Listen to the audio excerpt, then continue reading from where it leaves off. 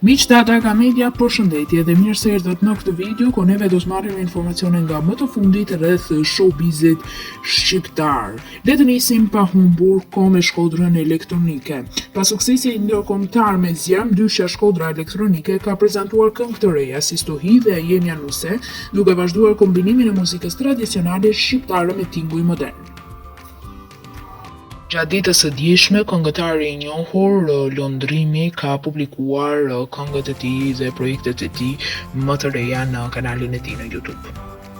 Këngëtari i Gjesti po punon për publikimin e projekteve të reja muzikore gjatë verës, ndërsa fansat presin bashkëpunime dhe hite të reja pas suksesit të këngëve të fundit. Ronela Hayati dhe Mato Lale kanë sjellë një bashkëpunim të ri muzikor që po tërheq vëmendjen e publikut dhe po qarkullon gjërësisht në rrjetet sociale.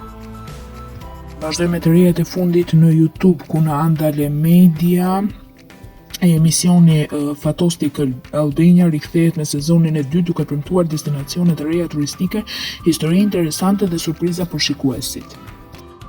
Qëndrojmë sërish në Andale Media, ku pritet të fillojë reality show La Villa Drama, e cila nis pra me sezonin e ri me personazhe të rinj, dinamika të forta dhe ngjarje që pritet të mbajnë publikun të lidhur pas ekranit. Andale Sport mbyll sezonin me një emision special, ndërkohë që ka paralajmëruar se gjatë fillimit të botërorit dhe gjatë zhvillimit të ndeshjeve të botërorit kemi disa surpriza të cilat nisin që nga dita e nesërme më 11 qershor, ku starsat e Andale Media do të bashkohen së bashku në këtë rubrikë duke dhënë opinionet e tyre rreth ndeshjeve, duke komentuar ndeshjet dhe duke realizuar lojra të ndryshme sportive. Besoj që jemi gati për t'u argëtuar, do t'jetë një verë vërtet argëtuese. YouTuberi i njohur shqiptar Taulanta Bazaj publikoi një video ku tregoi se kanali i tij në YouTube ishte përballur me probleme pas një hakerimi. Ajo shpreh se kishte punuar për rikthimin e plotë të kanalit dhe falenderoi ndjekësit për mbështetjen e vazhdueshme. Videoja mori shumë reagime nga fansat, të cilët i uruan sukses në vazhdimsi.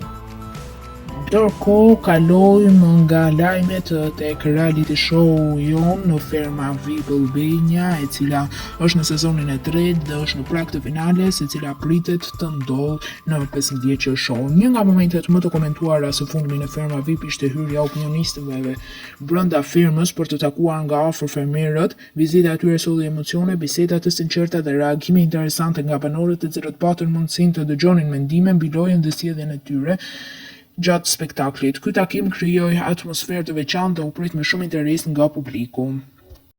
Tani do të marrim vesh se çfarë ka ndodhur së fundmi në televizionin Klan. Pas një sezoni të suksesshëm, Power Kids përfundon edicionin e 9 duke kurorzuar talentet më të spikatura të fëmijëve pjesëmarrës. Ndërkohë, vazhdojmë me lajmin tjetër nga showbizi. TV Klan ka nisur përgatitjet për transmetimin e botërorit me studio speciale, komente profesionale dhe emisione dedikuar ngjarjes më të madhe të futbollit. Tashmë kemi rritur në fund të këtij emisioni, shpresoj t'ju ketë pëlqyer dhe të keni marrë informacionet që keni dashur nga showbizi. Neve do të takohemi sërish në projekte të reja dhe deri atëherë, mirupafshim.